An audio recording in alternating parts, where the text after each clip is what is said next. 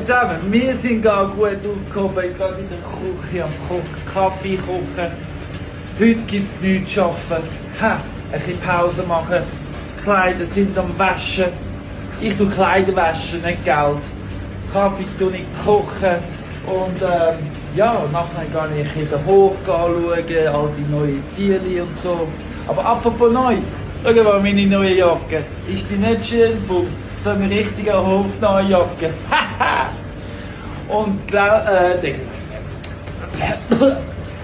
Bonnie ihre neuen Abzeichen haben gesehen, sie tut sich dazu bekennen, dass sie mit mir als Idiot unterwegs ist. Das ist mein Profil-Picture.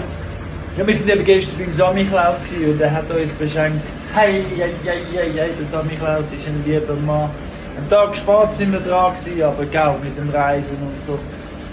Ja, hey, es tut mir echt leid, dass ich haben müssen verreisen. Es ist einfach nicht anders gegangen. Gehangerte war vorbei gewesen. Wirklich, ich habe keine andere Wahl gehabt. Für mich ist es wirklich ein Qual, Preis und Monsun hinterzulassen. Bobby und Molly sind schon lange tot. Aber in der Not, alte Schöfe, wirklich, ich habe sie geliebt. Aber ich habe jetzt losgelassen und für mich geht es jetzt weiter.